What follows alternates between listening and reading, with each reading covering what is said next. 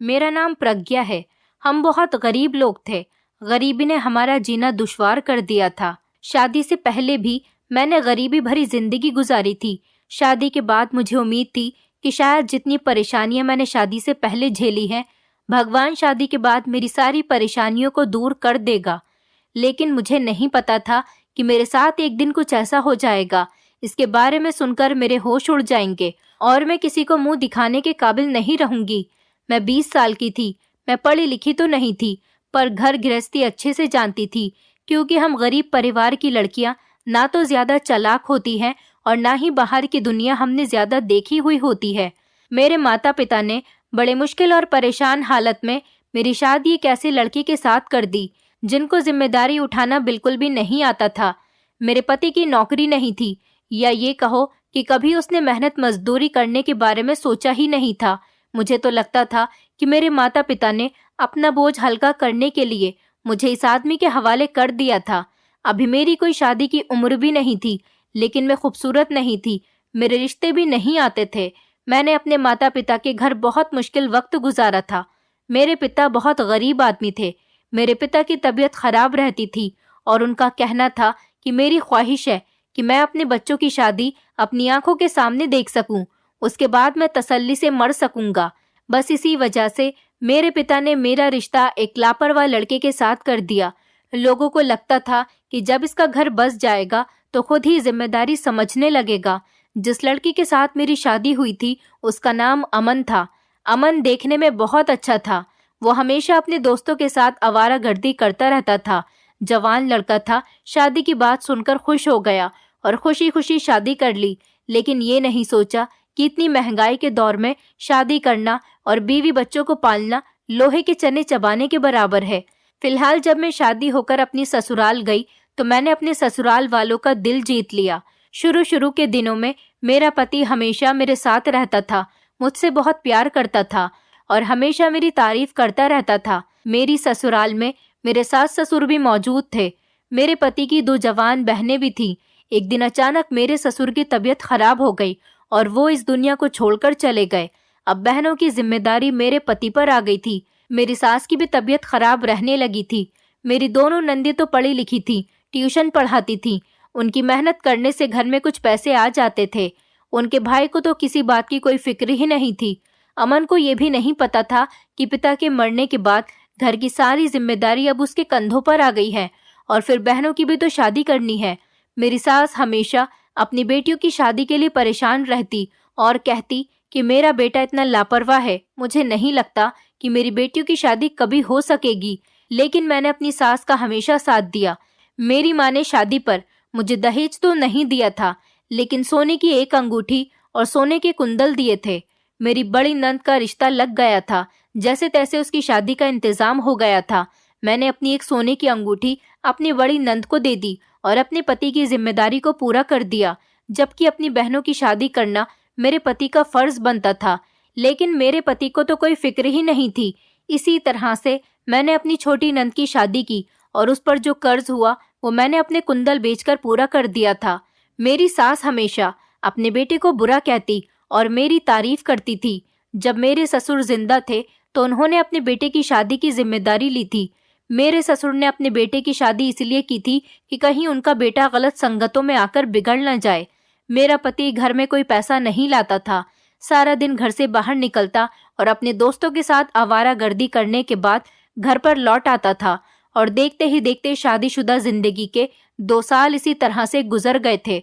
हम दोनों के बीच कभी छोटे मोटे झगड़े हो जाते, कभी हम एक दूसरे से रूठ जाते और एक दूसरे को मना लेते। मैं अपने पति के साथ सिर्फ समझौता करके ही गुजारा कर रही थी। मुझे नहीं पता था कि मेरी जिंदगी में आने वाली परेशानियां शादी के बाद भी मेरा पीछा नहीं छोड़ेंगी। घर के हालात जब तक मेरी सास जिंदा थी तो थोड़े कंट्रोल में थे, लेकिन घर के हालात दिन ब दिन अब बिगड़ने लगे। जब धीरे धीरे मेरी सास की तबीयत ज्यादा खराब होने लगी। मेरी सास के इलाज का खर्च बहुत था। उनको ठीक से इलाज नहीं मिल पा रहा था। ज्यादा उम्र हो जाने की वजह से उनके अंदर बहुत सारी बीमारियां पैदा हो गई थी। लेकिन मेरे पति को अपनी माँ का भी ख्याल नहीं था। उनकी माँ मौत से लड़ रही थी। मेरे पति को अपनी माँ की बिल्कुल भी परवाह नहीं थी। जिंदगी और मौत से जंग लड़ते हुए एक दिन मेरे पति की माँ भी इस दुनिया को छोड़कर चली गई और मेरे पति को अपनी माँ के मरने पर भी कोई अफसोस नहीं था। अपने घर में बिल्कुल अकेली ही रह गई थी क्योंकि मेरे पति का कोई भाई भी नहीं था। दोनों बहनें शादी होकर अपने ससुराल में खुश रह रही थी। इधर मेरी जिंदगी में बिल्कुल भी सुकून नहीं था। मेरे पति को मेरी कोई परवाह नहीं थी। उसे हमेशा अपना फायदा ही दिखाई देता था। भगवान ने मुझे अभी तक कोई संतान नहीं दी थी, लेकिन मैं इस बात से खुश थी कि भगवान ने मुझे अभी तक कोई औलाद नहीं दी, क्योंकि इस परेशानी भरी जिंदगी में मेरा अपना गुजारा करना मुश्किल हो रहा था। फिर मैं अपने बच्चे को कैसे पालती? मेरा पति अब घर में खाली हाथ बैठा रहता था। उसने अपने दोस्तों के साथ उठना बैठना छोड़ दिया था। घर में रहकर मुझसे खाने को मांगता, जबकि वो खुद तो मुझे कमाकर लाकर नहीं देता था। भला मैं उसे कहाँ से खाना खिला सकती थी, जबकि मैं खुद तो 2 या 3 दिन में एक बार खाना खाती थी। जब मैं उसे कुछ खाने को नहीं देती तो गुस्से में आकर वो मुझे मारता पीटता था। मेरा पति मेहनत करने के बजाय ऐसे तरीकों से पैसे लाना चाहता था जो तरीका आसान हो और जिस तरीके से ज्यादा पैसे मिलते हों। अपने पैसे वो अपने पास ही रखता था। मुझे तो 1 रुपया भी नहीं देता था। उसका काम बस यही था कि वो मुझसे घर में लड़ाई झगड़ा करता। जब मैं उसका कहना नहीं मानती तो वो मुझ पर भी जुल्म करता था। लेकिन अब मैंने फैसला कर लिया था कि मैं एक ऐसे इंसान के साथ नहीं रह सकती जिसे मेरे खाने पीने तक की कोई फिक्र न हो और वो मुझे मार मार कर बेहाल कर दे। एक दिन मैं अपना सामान बांधकर घर छोड़कर जा रही थी। मैं अपने माता पिता के घर चली गई थी। जब मेरे पति को ये बात पता चली तो वो मुझे लेने के लिए मेरे मायके आ गया। उसे उम्मीद नहीं थी कि मैं कभी घर छोड़कर भी जा सकती हूँ। मेरे बिना उसको घर काट खाने को दौड़ रहा था। वो मुझसे माफी मांगने लगा, कहने लगा, मैं अब तुम्हारे साथ कोई जुल्म नहीं करूंगा, मेरे साथ घर वापस चलो, मैं घर में अकेला रह गया हूँ। वो मेरे सामने हाथ जोड़कर मुझसे माफी मांग रहा था और रो रहा था। उसने कहा, आगे से मैं कभी कोई गलती नहीं करूंगा, मारने के लिए तुम पर भी कभी हाथ नहीं उठाऊंगा, तुम्हारा बहुत ख्याल रखूंगा और काम करके तुम्हें पैसे भी लाकर दिया करूंगा। मेरे माता पिता ने भी मुझे खूब समझा बुझाकर उसके साथ भेज दिया था। मैंने ससुराल में आने के बाद उस पर काम का दबाव डालना शुरू कर दिया। मैंने उसे समझाया था कि मेहनत करो, घर की जरूरतें पूरी करो और अगर तुम ऐसा नहीं कर सकते तो फिर मुझे छोड़ दो, मैं और ज्यादा परेशानियां नहीं उठा सकती। मुझसे अलग होने की धमकी से मेरा पति डर गया था और सबसे ज्यादा तो वो मेरे घर छोड़कर जाने पर डरा हुआ था। उसे मेरे बिना इस घर में नानी याद आ गई थी। वो अगले ही दिन नौकरी की तलाश में निकल गया था। 2-3 दिन तक तो उसे नौकरी नहीं मिली थी, क्योंकि ना तो वो पढ़ा लिखा था और ना ही उसने कभी कोई मेहनत मजदूरी की थी। उसके हाथ में कोई हुनर भी नहीं था जो कोई उसे किसी तरह का काम दे सकता था। जब वो घर आता, मैं रोज उससे काम के बारे में पूछती तो वो कहता कि मुझे नौकरी नहीं मिल रही। जब मैं नौकरी नहीं करना चाहता था तो लोग मुझे हर तरह का काम देने के लिए तैयार थे। अब आज जब मैं नौकरी करना चाहता हूँ तो मुझे कोई काम नहीं मिल रहा। मैंने अपने पति से कहा कि इसीलिए कहते हैं कि समय और चीज की कदर करनी चाहिए, क्या पता कब कौन सी चीज सही समय पर हमारे काम आ जाए। मेरा पति नौकरी न मिलने पर बहुत निराश था। मैं समझ गई थी कि अगर अब की बार मेरे पति को नौकरी मिल गई तो वो अपनी नौकरी पूरी जिम्मेदारी से करेगा और मुझे पूरी उम्मीद थी कि वो जरूर घर के हालात बेहतर कर देगा। मुझे नहीं पता था कि मेरा पति मुझसे अलग होने पर इतना ज्यादा डर जाएगा। अगर मुझे ऐसा पता होता तो मैं ये कदम बहुत पहले ही उठा लेती। मेरा पति, जिसने पहले कभी कोई काम नहीं किया था, अब रोज रोज के धक्के और नाकामी उसे और भी ज्यादा कमजोर बना रही थी। पर मेरी मोहब्बत और तसल्ली उसे हर दिन एक नई हिम्मत देती, जिसकी वजह से वो गुजरे हुए दिन की सारी थकान भूलकर नौकरी की तलाश में निकल पड़ता। मैं भगवान के आगे हर रोज रो रो कर प्रार्थना करती, मेरे पति को नौकरी मिल जाए। फिर भगवान ने मेरी प्रार्थना सुन ली थी और मेरे पति को किराए का ऑटो चलाने की नौकरी मिल गई थी। क्योंकि मेरा पति पहले अपने दोस्तों की कार चलाया करता था, इसलिए उसे थोड़ा बहुत ऑटो चलाना भी आता था। वक्त गुजरता चला गया, लेकिन मेरा पति ज्यादा पैसे नहीं कमा रहा था। दिन के 100 या 50 रुपए ही कमा कर लाता था। मुझे लगा था कि मेरे पति की नौकरी लग जाने से हमारे घर के हालात बेहतर हो जाएंगे, लेकिन मेरी उम्मीदों पर पानी फिर गया था। 100 या 50 रुपए में आजकल एक टाइम का खाना भी नहीं बन रहा, तो फिर मैं पूरे घर का खर्च कैसे उठा सकती थी। मुझे आज रह रहकर अफसोस हो रहा था और मैं अपने सास ससुर के बारे में सोच रही थी कि अगर मेरे सास ससुर ने सख्ती दिखाकर अपने बेटे को पहले कोई काम सिखाया होता या उसके लिए सही फैसला किया होता शादी से पहले ही, तो वह आज दर दर की ठोकरें ना खा रहा होता। इकलौता बेटा होने की वजह से मेरे ससुर ने अपने बेटे को बहुत ढील दी हुई थी और फिर उस ढील की सजा मैं भुगत रही हूँ। हमेशा गलतियां बच्चों की ही नहीं होती, बच्चों को अच्छा बुरा सिखाने वाले तो उनके माता पिता होते हैं। अपने सास ससुर और अपने माता पिता की सजा को मैं भुगत रही थी, क्योंकि मेरे माता पिता ने मेरी शादी देखभाल कर नहीं की। मेरा हाथ एक ऐसे इंसान के हाथ में दे दिया जिसे घर की जिम्मेदारी के बारे में कुछ पता ही नहीं था। अब तो मेरे घर के हालात बहुत बुरे हो गए थे। पेट भरने के लिए घर का कीमती सामान भी बेचने की नौबत आ गई थी, जिससे कुछ दिन तक तो हम दोनों ने खाना खाया, लेकिन उसके बाद हम दोनों भूखे रहने लगे क्योंकि हमारे पास अब कुछ बचा ही नहीं था। लेकिन इस बीच ये बात बहुत अच्छी थी कि मेरा पति मेरी बहुत कदर कर रहा था और उसे हमेशा मेरी फिक्र लगी रहती थी। वो हमेशा मुझे इस बात का भरोसा दिलाता था कि वो एक दिन जरूर घर के हालात बेहतर कर देगा और मुझे इस घर में रानियों की तरह रखेगा। मैं अपने पति की परेशानी को अच्छी तरह समझ रही थी और मेरे लिए उसकी मोहब्बत बढ़ती चली जा रही थी। लेकिन एक दिन मेरी मोहब्बत और हिम्मत ने भी हार मान ली और मैं भी इस गरीबी से मजबूर हो गई थी। मेरे पति से अब ये सब कुछ देखा नहीं जा रहा था। वो घर से ठान कर निकला था कि आज वो ज्यादा पैसे लेकर आएगा और ज्यादा सवारियों को तलाश करने की कोशिश करेगा, और आज बिल्कुल वैसा ही हुआ। मेरा पति सुबह जब घर से निकला था तो उसके चेहरे पर बहुत मायूसी छाई हुई थी, लेकिन जब रात को घर पर लौटा तो उसके चेहरे पर खुशी और उसके हाथ में काफी सारा सामान था। वो घर के लिए राशन और मेरे लिए कुछ फल वगैरह लेकर आया था। बहुत दिनों के बाद हम दोनों ने पसंद का खाना पेट भरकर खाया था। मेरे पति ने कहा कि आज मैंने बहुत मेहनत की है। आज मैंने बहुत सारी सवारियों को अपने ऑटो में बिठाया। मैंने अपने पति की तरफ प्यार भरी नजर से देखा। थकान और मेहनत की हालत तो उसके चेहरे से साफ नजर आ रही थी। सच में उसने आज बहुत मेहनत की थी। मुझे अपने पति की तरफ देखते हुए यह एहसास हो रहा था कि जिस पति की वजह से मैं अपनी किस्मत को कोसती थी वो इतना भी बुरा नहीं है। उसे मेरी तकलीफों का अच्छी तरह से एहसास था, बस वक्त और हालात ने उसे मजबूर कर दिया था। मैं अपने पति के करीब जाकर बैठ गई। मैंने देखा कि वो बहुत परेशान लग रहा था। वो न जाने किस परेशानी में खोया हुआ था। मैंने उसके करीब बैठकर उसका हाथ अपने हाथ में थाम लिया और उसे पता भी नहीं चला कि मैं कब उसके करीब आ गई और मैंने उसका हाथ अपने हाथ में पकड़ा हुआ था। अपने पति को इतनी गहरी सोच में खोया हुआ देखकर मैं भी बहुत परेशान हो गई थी कि न जाने मेरा पति आज इतना परेशान क्यों है, जबकि आज तो उसने बहुत मेहनत की थी। आज तो हमारे लिए खुशी का दिन था। मैंने अपने पति से उसकी परेशानी की वजह पूछी। मेरी आवाज पर मेरे पति फौरन ही घबरा गए और कहने लगे, नहीं, मैं तो बस थक गया हूँ, इसलिए थोड़ा परेशान हूँ। मैंने अपने पति से बहुत जिद करके पूछा कि तुम मुझे परेशान लग रहे हो, लेकिन वो मुझे बताने के लिए तैयार ही नहीं हो रहा था। बस इतना ही बताया कि सही वक्त आने पर बता दूंगा। बस भगवान से प्रार्थना करो कि हमारी सारी परेशानियां दूर हो जाएं।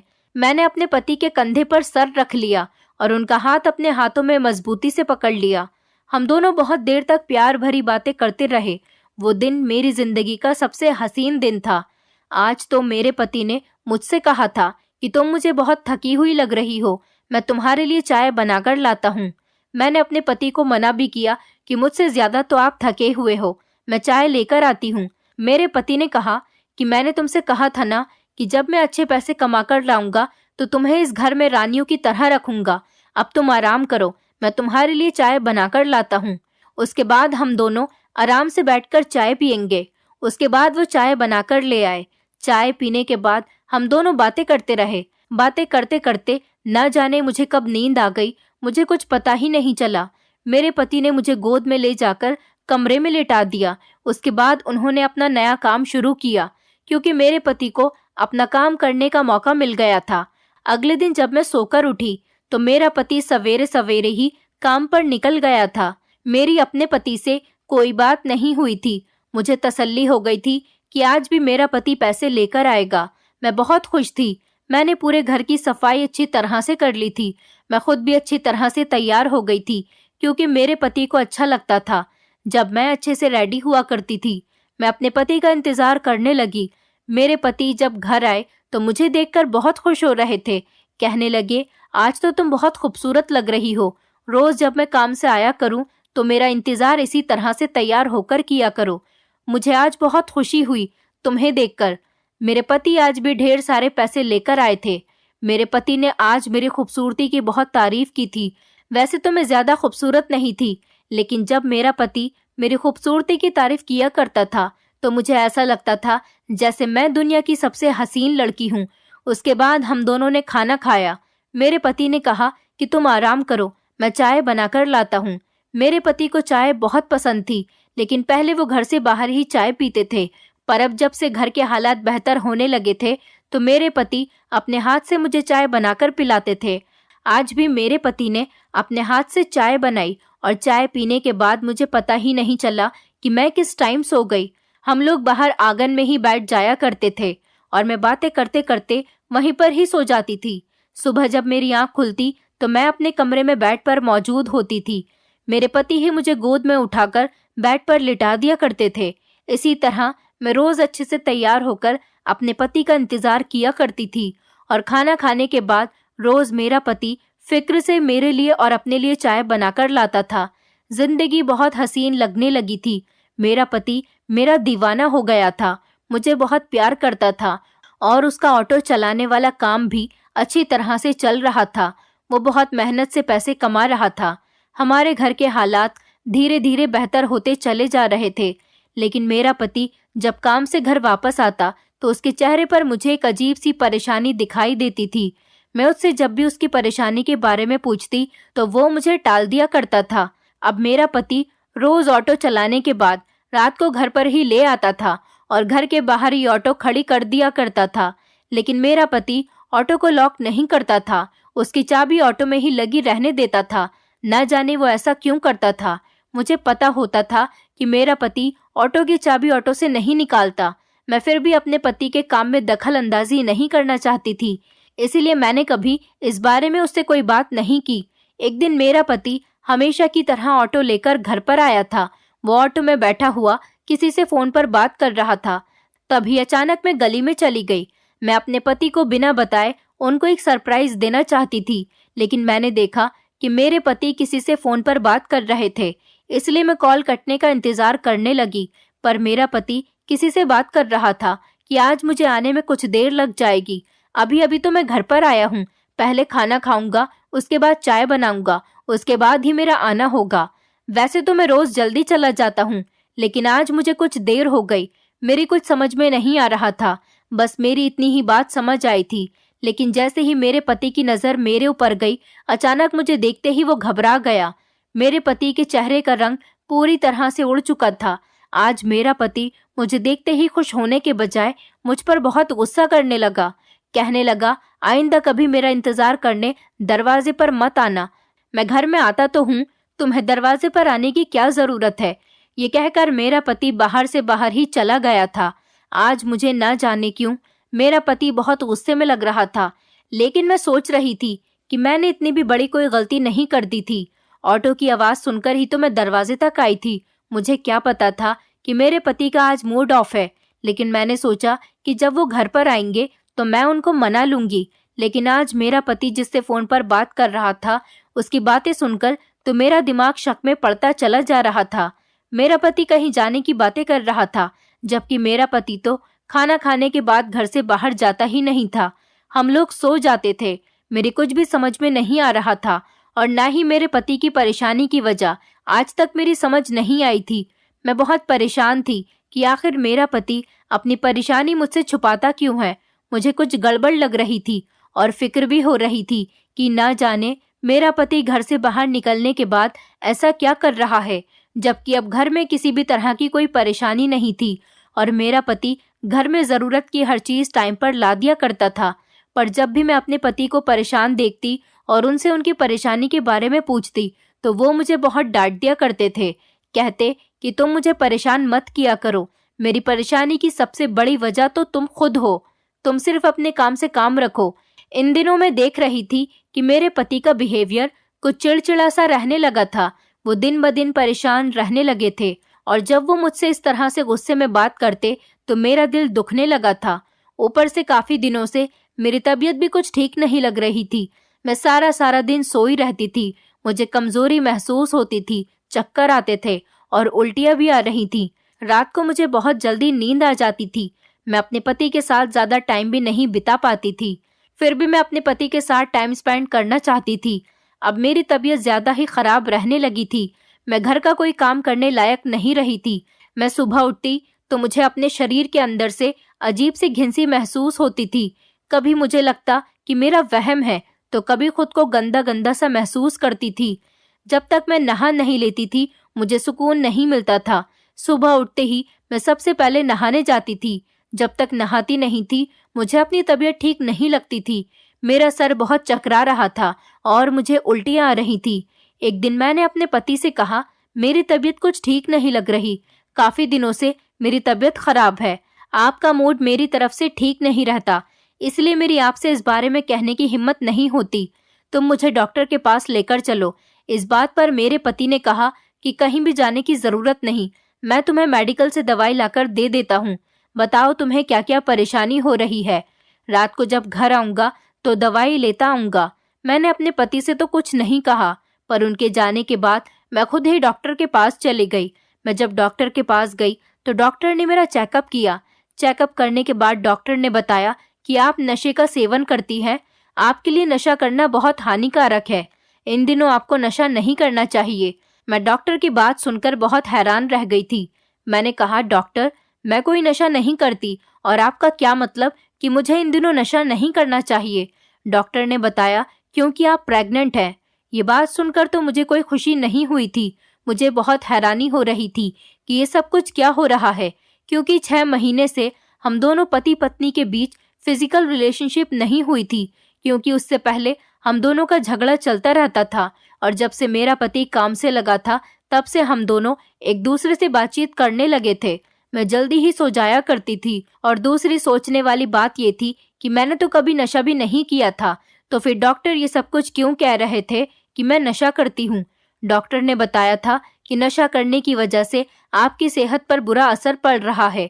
मुझे ये दोनों बातें जानकर बहुत जोरदार झटका लगा था कि मेरे साथ ये सब कुछ क्या हो रहा है।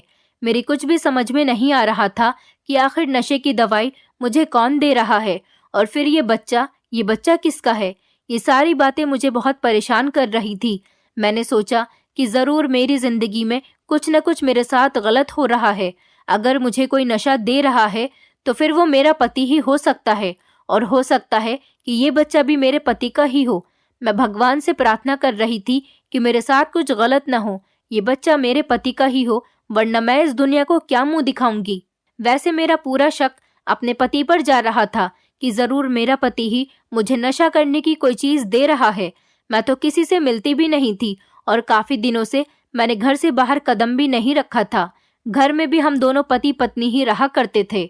मैं अंदर से बुरी तरह से टूट गई थी और अपने पति के बारे में बुरी बुरी बातें सोच रही थी कि जिस आदमी का घर बसाने के लिए मैंने क्या कुछ नहीं किया, वही आदमी मेरे साथ मेरी सेहत को नुकसान पहुंचाने के लिए मुझे नशा दे रहा था। पर मैंने अपने दिल को समझाया और फैसला किया कि मैं सच्चाई का पता लगाकर ही रहूंगी। अपने पति से तो पूछने का कोई फायदा नहीं था, क्योंकि मेरा पति मुझे कभी कोई बात बताने के लिए तैयार ही नहीं होता। फिर मैंने अपने दिमाग से आइडिया लगाना चाहा कि मेरा पति मुझे किस तरह से नशा देता है। बहुत सोचने के बाद मैंने नतीजा निकाला कि शायद मेरा पति किचन में जाने के बाद मेरे लिए जो चाय बनाता है, उसी चाय में ही कुछ गड़बड़ है। तभी तो मेरा पति रोज फिक्र के साथ खुद किचन में जाकर मेरे लिए चाय बनाकर लाता है, और मेरा शक बिल्कुल सही निकला था। अगले दिन मेरे पति ने जब मेरे लिए चाय बनाई तो मैंने बहाने से चाय को नहीं पिया और उसे फेंक दिया, और अपने पति को बताया कि मैंने चाय पी ली है। उसके बाद मैं सोने की एक्टिंग करने लगी। लगभग आधे घंटे के बाद मुझे महसूस हुआ कि जैसे मेरा पति मुझे गोद में उठाने की कोशिश कर रहा है। मेरे पति ने मुझे गोद में उठाया और वो मुझे अपने ऑटो में लेकर चला गया। उसने मुझे अपने ऑटो में पीछे वाली साइड पर लेटा दिया। मैं सोने की एक्टिंग कर रही थी। उसके बाद मेरे पति ने घर के दरवाजे को ताला लगाया। मैंने सोचा कि उठकर मैं अपने पति से सवाल करती हूँ कि वो मुझे कहाँ लेकर जा रहा है, पर मैंने सोचा कि अभी मैं कुछ देर और देख लेती हूँ कि मेरे साथ क्या किया जा रहा है, और मैं इस तरह से एक्टिंग करने लगी ताकि मेरे पति को मुझ पर शक न हो। मैंने सारी सच्चाई जानने के बारे में ठान लिया था। थोड़ी देर के बाद मेरे पति ने ऑटो चलाना स्टार्ट किया। ऑटो चलते ही मेरे दिल की धड़कन जोर जोर से चलने लगी। मैं चाहकर भी आंखें खोलने की कोशिश नहीं कर रही थी, क्योंकि मैं समझ गई थी कि मेरा पति मुझे बेहोश करने के बाद कहीं लेकर जा रहा है। मुझे बहुत ज्यादा डर लग रहा था। रास्ता बहुत लंबा था। मेरा पति इतनी रात को मुझे कहाँ लेकर जा रहा था, ये डर मुझे बहुत सता रहा था। मेरे पति को लग रहा था कि मैं गहरी नींद में सो रही हूँ, लेकिन आज तो मुझे बहुत अफसोस हो रहा था। रास्ता इतना लंबा था कि खत्म होने का नाम ही नहीं ले रहा था और मुझसे अब रहा भी नहीं जा रहा था। मुझे एहसास हुआ कि हम लोग घर से बहुत दूर आ चुके हैं। मेरा सब्र और बर्दाश्त आपे से बाहर हो रहा था। मैं बोलने ही वाली थी, तभी अचानक मेरे पति ने ऑटो एक बहुत बड़ी हवेली के आगे लाकर रोक दिया। फिर मैं ये सोचकर खामोश हो गई कि यहाँ तक आने के बाद मैं सब्र से काम लेती हूँ और देखती हूँ कि आगे मेरे साथ क्या होने वाला है, और मामले को आखिर तक जान लेना चाहिए कि आखिर मैटर क्या है। मेरे पति ने मुझे गोद में उठाया और वो हवेली के दरवाजे के पास मुझे लेकर खड़े हो गए। हवेली के दरवाजे पर गार्ड खड़ा हुआ था।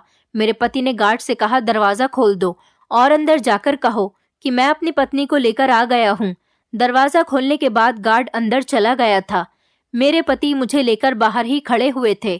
थोड़ी देर के बाद गार्ड बाहर आया और कहने लगा कि साहब आपको अंदर बुला रहे हैं।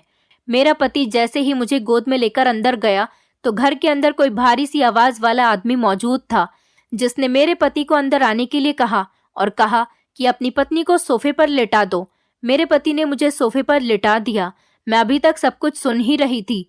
मेरे पति ने उस आदमी से बातचीत करना शुरू की। वो आदमी भी मेरे पति से बहुत इज्जत के साथ बात कर रहा था और उसने मेरे पति को कहा कि आज रात के मैं तुम्हें 50,000 रुपए दे रहा हूँ। मेरे पति ने पैसे लेकर कहा, आपका बहुत बहुत एहसान है। इन पैसों की वजह से हमारी जिंदगी बहुत अच्छी गुजर रही है। इतने दिन होने के बावजूद भी मेरी पत्नी को अभी तक भनक तक नहीं हुई। वो आदमी कहने लगा, तुम्हारी पत्नी मुझे बहुत पसंद आई। तुम रोज टाइम से अपनी पत्नी को मेरे पास लेकर आ जाया करो। मेरा पति कहने लगा कि मैं तो टाइम से ही लेकर आ जाऊं, पर मेरी पत्नी का मुझसे बातें करने को मन करता है। वो तो मैं इससे किसी न किसी बात पर लड़ाई झगड़ा करता हूँ और इसकी तरफ से अपना मूड ऑफ कर लेता हूँ, तब जाकर इसकी मुझसे बात करने की हिम्मत नहीं होती और ये चाय पीने के बाद सो जाती है। सोने के बाद ही मैं इसको यहाँ पर लेकर आता हूँ, वरना इसे मुझ पर शक हो जाएगा। इन पैसों की वजह से ही तो मेरी पत्नी मेरे साथ इस घर में एडजस्ट होकर रह रही है, वरना तो अगर इसको मैं पैसे नहीं दूं तो ये मुझे छोड़कर चली जाएगी। उस आदमी ने कहा कि तुम फिक्र मत करो, हर दिन मैं तुम्हें तुम्हारी पत्नी की अच्छी कीमत दिया करूंगा। तुम जानते हो ना कि मुझे जवान लड़कियों का शरीर बहुत पसंद है। तुम्हारी पत्नी ने अपने आप को खूब फिट करके रखा हुआ है। अगर तुम्हारी पत्नी तुम्हें छोड़कर चली गई तो मैं किस लड़की का इंतजाम करूंगा। आज के टाइम में लड़की ज्यादा कीमत में मिलती है और फिर वो सिर्फ 1-2 घंटे के लिए ही आती है। तुम्हारी पत्नी से मुझे बहुत फायदा है।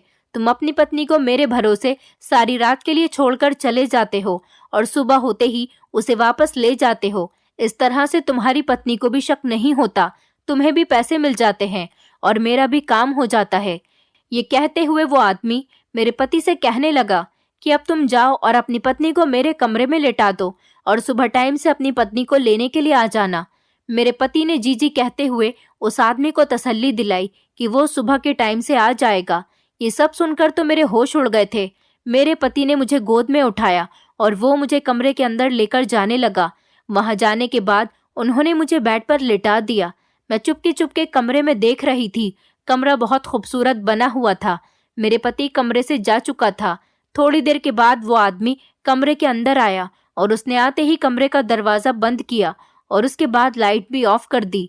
मुझे हैरानी हो रही थी कि मेरा पति भला मुझे किसी दूसरे मर्द के हवाले करके कैसे जा सकता है। मुझे बहुत डर लग रहा था। वो आदमी मुझे अपने हाथों से छूने लगा और मेरे करीब आने की कोशिश कर रहा था।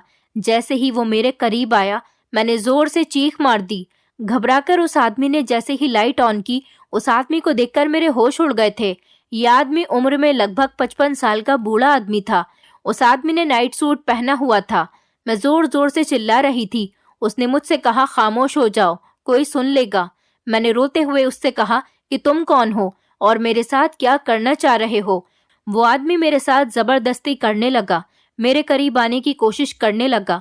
मैं उसे धक्का देकर उसे अपने आप से दूर करने की कोशिश कर रही थी। उसने मेरे मुंह पर हाथ रख लिया था कि मेरी आवाज कमरे से बाहर न जाए।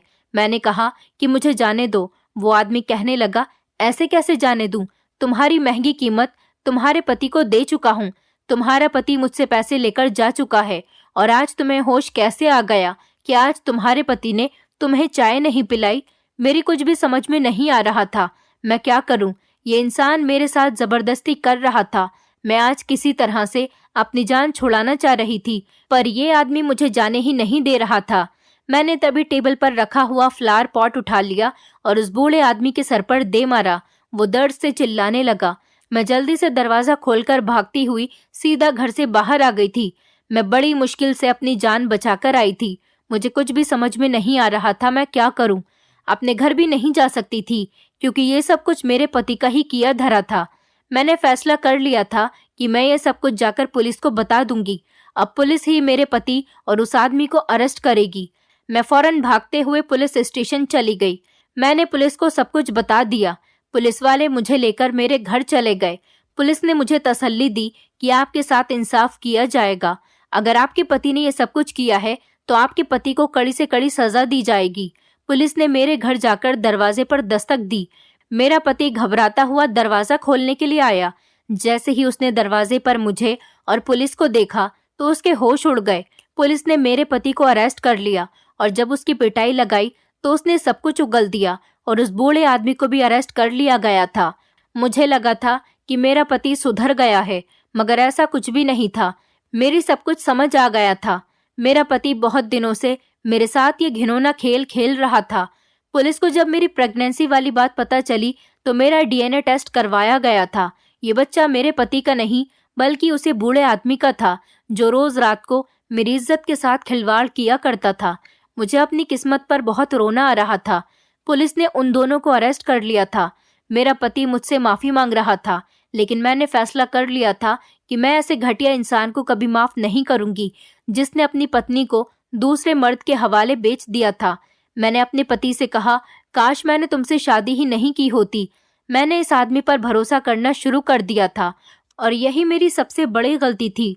मेरे साथ जो कुछ भी हुआ इसकी वजह से मैं बहुत परेशान थी और एक दिन अचानक मेरी तबीयत बिगड़ गई और मैं चक्कर खाकर गिर गई और फिर मेरा मिसकैरेज हो गया।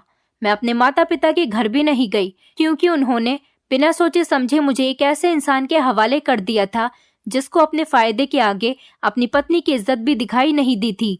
मेरे पति ने हमेशा गलत रास्ता चुना था, लेकिन गलत रास्ते की कोई मंजिल नहीं होती। मेरे पति ने मुझे कहा कि मुझे जेल से निकलवा दो, मैं आकर कभी ऐसी गलती नहीं करूंगा, लेकिन मैंने ऐसा कुछ नहीं किया। मैंने अपना केस वापस नहीं लिया, बल्कि पुलिस ने मेरा बहुत साथ दिया। मेरे पति को कड़ी से कड़ी सजा हो गई। मैंने अपना वो शहर भी छोड़ दिया और अपने पति के मकान को बेच दिया और उन पैसों से मैंने दूसरे शहर में छोटा सा एक मकान ले लिया। एक कमरे में मैं खुद रहती हूँ और दूसरा कमरा किराए पर दे दिया। मेरी जिंदगी इसी तरह से गुजर रही है, लेकिन मेरी जान और इज्जत बच गई थी। यही मेरे लिए सबसे बड़ी बात थी। अब मैं अपनी जिंदगी में खुश हूँ और खुशहाल जिंदगी गुजार रही हूँ। कभी कभी खुशहाल जिंदगी गुजारने के लिए किसी का सहारा नहीं, बल्कि हम अकेले भी खुशहाल जिंदगी गुजार सकते हैं। जैसी जिंदगी की मैंने अपने पति से उम्मीद की थी, वैसे जिंदगी में अकेले गुजार कर खुश हूँ। दोस्तों, उम्मीद करती हूँ आपको हमारी कहानी पसंद आई होगी। कहानी पसंद आई है तो वीडियो को लाइक करें, चैनल पर नए हैं तो चैनल को सब्सक्राइब करें और हाँ, नोटिफिकेशन बेल को जरूर दबाएं ताकि अगली अपडेट सबसे पहले आपको मिले।